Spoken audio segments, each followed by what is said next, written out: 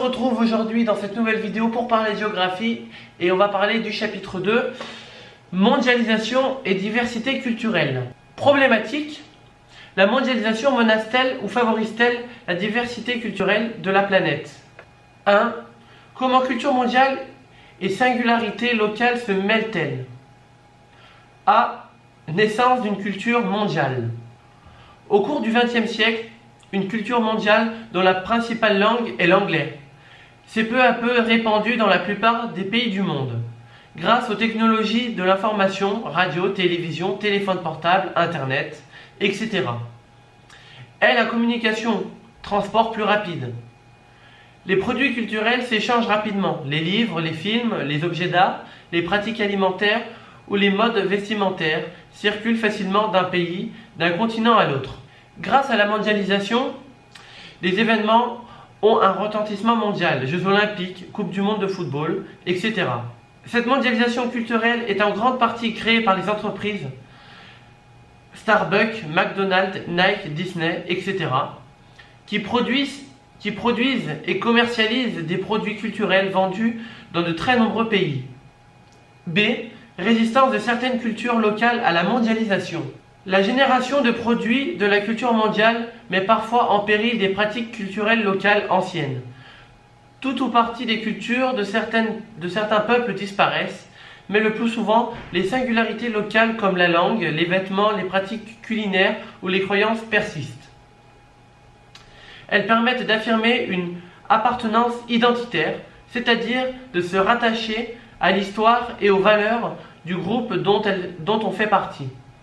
Certains groupes rejettent la mondialisation qu'ils considèrent comme un appauvrissement culturel. 2.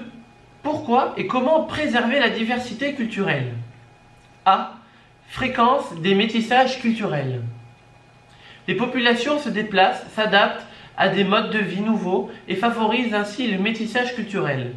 La fête de Noël, à l'origine païenne, est devenue une fête catholique, transposée ensuite dans de nombreux pays, chrétiens ou pas. C'est aussi le cas du cinéma asiatique, qui combine les traditions locales comme la langue, les danses ou les chants, et les habitudes occidentales comme les vêtements, les modes de vie, etc.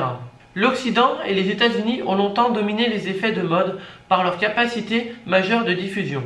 Le métissage actuel s'enrichit d'autres influences, asiatiques par exemple manga, sud-américains, etc.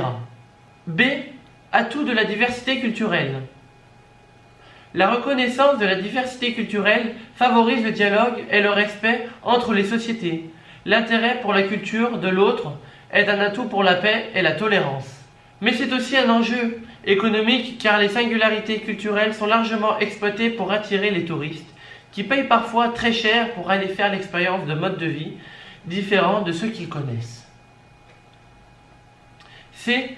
Comment préserver la diversité culturelle? L'UNESCO, Organisation des Nations Unies pour l'éducation, la science et la culture. Les États et un certain nombre d'associations défendent la diversité culturelle dans le monde. Des labels ont été créés pour protéger les spécificités culturelles locales. Ils protègent le patrimoine matériel comme les œuvres d'art et les monuments, les pyramides, la tour Eiffel, la Grande Muraille de Chine, etc. Mais aussi le patrimoine immatériel comme les langues, les fêtes, l'artisanat, les musiques ou les danses traditionnelles. Enfin, certains groupes comme les Inuits ont pris conscience dans les années 1930 qu'il était vital de préserver leur patrimoine culturel. Émissions de télévision au Canada depuis 1999 et une vingtaine de langues autochtones. C'est Anonyme38, j'espère que la vidéo vous a plu et on se retrouve très prochainement pour le chapitre 3 de géographie.